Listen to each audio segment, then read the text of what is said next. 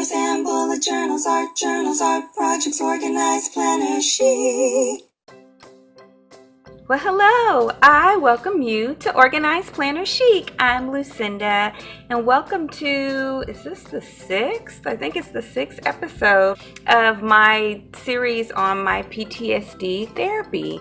And if you haven't seen the previous videos, be sure and check those out because they'll get you all caught up on why I was diagnosed with PTSD, what's happened since I started therapy and where I am now. And in the very first video, I actually talk to you face to face and tell you my story, what led me here.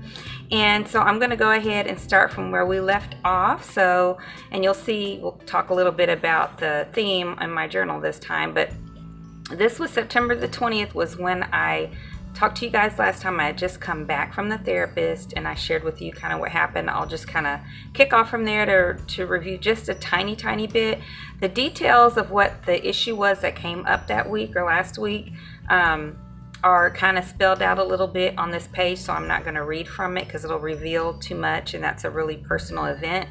But I talked to my therapist that time and I told her what was going on. We talked about trust and how I said I didn't trust this person that was involved in this news that I got. And she said I did not have to trust him, that I have to trust God, and that our trust in people is supposed to be limited. Like we can trust the garbage man to pick up the trash, but our trust is supposed to be in our Lord God. And I just kind of came to terms with the fact that our life as Christians and as humans is a life of struggles, and everyone has them, and difficulties of all kinds. And what matters is how we respond to those difficulties, not the fact that we got them, because we'll just have more. It's just the nature of living. And so I kind of changed my perspective on those things, and hearing that I didn't have to trust the person was really, really comforting. And so my homework was to write my trauma again and read it every single day, and to do the worksheets that I had been doing. And I'm kind of going to touch on that here in just a second. And I'll show you what the worksheet looks like. And then I got another set of worksheets that really broke down every time something happens. What do you say to yourself, and why the things that you say to yourself are counterproductive, and the kind of things that you should say. And so I'm just going to show you, because I just put on the pocket, I made some little pockets. So this page, remember, I had already set up last week, but I added on the sides some real pretty fall washi tape that I got from the Target dollar spot. They're really pretty. And then I had already decorated this page last week too. I just didn't need it. I kind of went far ahead. But all of these pockets that you'll see as we go along, starting with this one, were from paint, those little paint chip things that you can get at the Walmart or Home Depot, all those different stores from where you can buy paint, and you have the little paint cards. And so I just made some little pockets out of those to put this work that I'm going to show you. And so this one, I crossed it. This was the very first one I got, I think. Or no, this was a copy of one. In any case, the week isn't correct. But this was what I got the very first time, and that I get every time, about writing the trauma out and reading it every day. So this says the practice assignment is write the whole incident again as soon as possible. So this must have been after the first time. If you are unable to complete the assignment the first time, please write more than last time. Add more sensory details in your thoughts and feelings during the incident. Also, this time write your current thoughts and feelings in parentheses. Like, for example, I'm feeling very angry. Remember to read over the new account every day before the next session, and also continue to work with the ABC worksheets every day. So that's what I stuck in here for this day, because my mom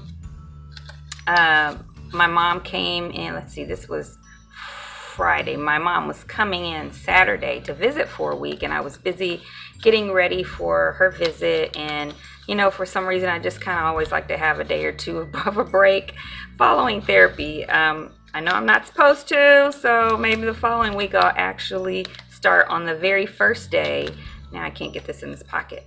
The very first day following my therapy to write my trauma. But right now I'm kind of always at the second day, I think, after, second or third day after. So anyway, okay, so then the next day, what I put in here, because again, I was getting ready for my mom to come. So my mom actually came this day. And then I just put in the other worksheet so that I could show you guys. So remember, the first worksheet was to write out the trauma, read it every day, add the feelings, all of that.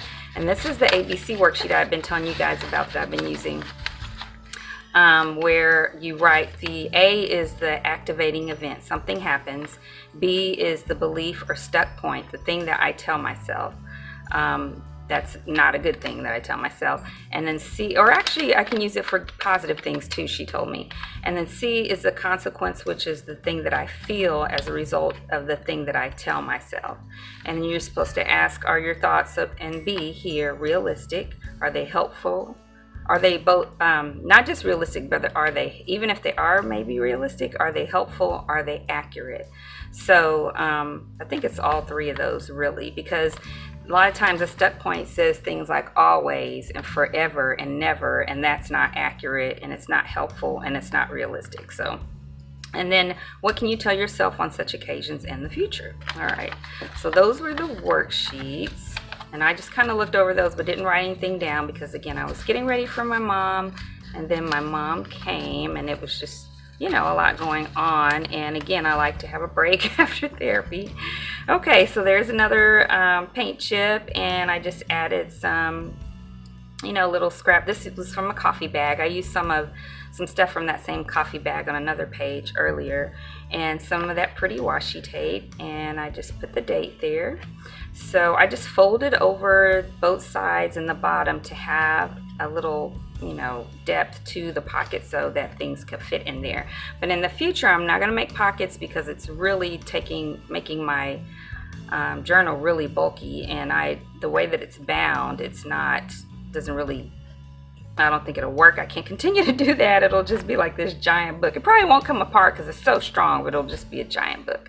Now on this day, I actually wrote out the trauma in detail and started reading it every day.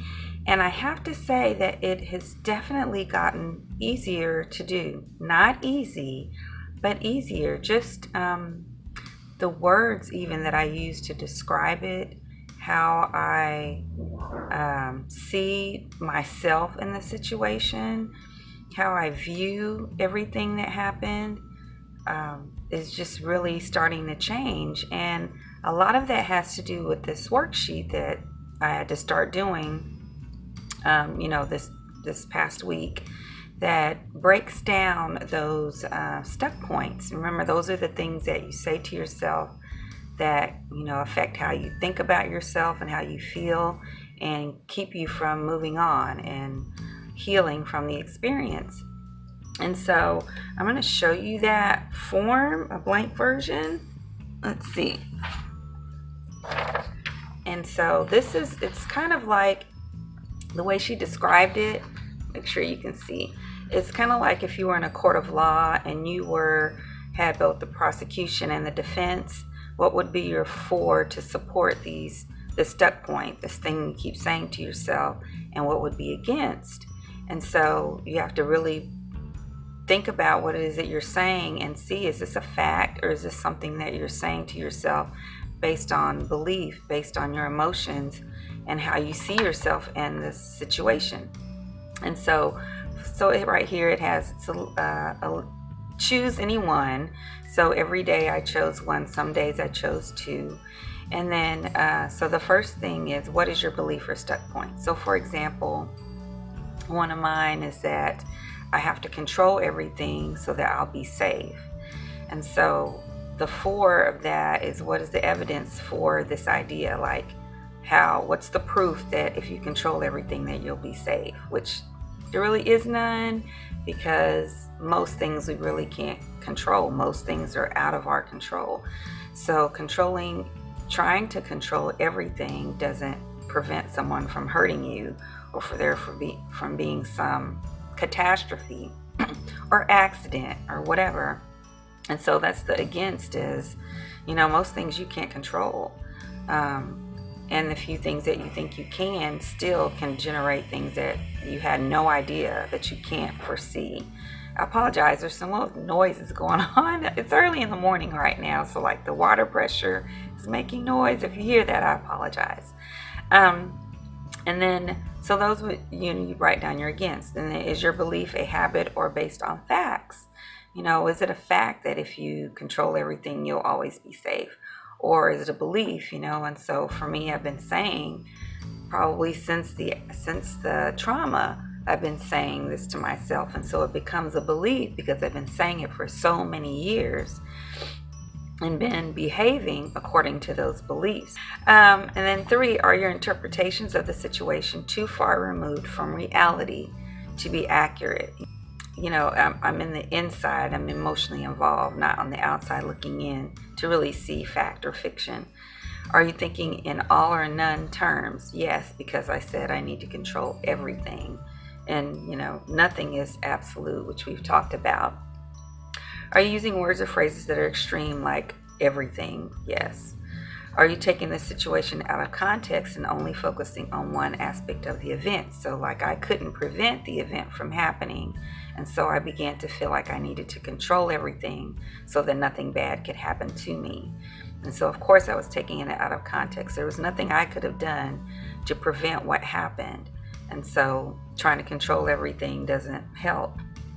It only hurts, actually. Is the source of information reliable, which is me, which in this case, no, because again, it was based on my emotions. Are you confusing a low probability with a high probability? Like, it's not likely at all that the way that I was hurt, that it would ever happen again. So, but I'm trying to do an extreme thing based on something that's not likely to happen. And are your judgments based on feelings rather than facts? Yes. And are you focused on irrelevant factors? I think irrelevant is kind of a strange word to apply to this, but an incontrollable factor maybe is what I would say in this case. So yeah, it just helps you really think about, why am I believing this? Why am I doing this? What is driving this? And if I can change my perspective, then I can stop doing it, And it all goes back to my Bible studies as well. I'm reminding myself that only God is in control, and my trust has to be in Him, to allow Him to be the source of my joy and order my steps in my life, and know that bad things are still going to happen. But He's, instead of trying to control everything, just submerge myself in His love and allow His peace to overcome me. Okay, so that's what I filled out every day. And then I just didn't want to read what each detail for all those breakdowns for every stuck point for me, because they really reveal a lot of information about my trauma. But I did fill one out every day. So there's one in here, and there's one in here, and I was just covering up some of the descriptions for the paint chips in here. And this is some pretty fall washi tape I got from the Target Dollar Spot. So there's one in here, and there's one in here, or there might be 2. There are a couple of days I did 2, I think. So there's one in here. I like these colors. I think that looks pretty together. And then there's one in here, and this was just from a bag I got. I don't remember what was in the bag from the grocery store, but I cut out this little plant I thought was pretty. Is in here. And then there's one in there, and that's how the week turned out. And I definitely felt better going through those worksheets. I felt better from Bible study. I felt better from prayer. It's just, I'm starting to heal. I feel myself starting to heal. I'm changing my perspective, and I thank God for it. And I thank God for you guys watching and listening as I am growing through this experience. I hope you enjoyed this video. If you did, please give it a thumbs up and subscribe if you haven't already. All of my subscribers get an additional discount from my Organized Planner Chic Etsy shop, and that discount is in the comments below. And there's a new one every month, and in my shop I make traveler's notebooks and accessories. And be sure and check out my Organized Planner Chic Crew Facebook group, where I make a free coloring page for you to download every month. I really love the one for October, by the way.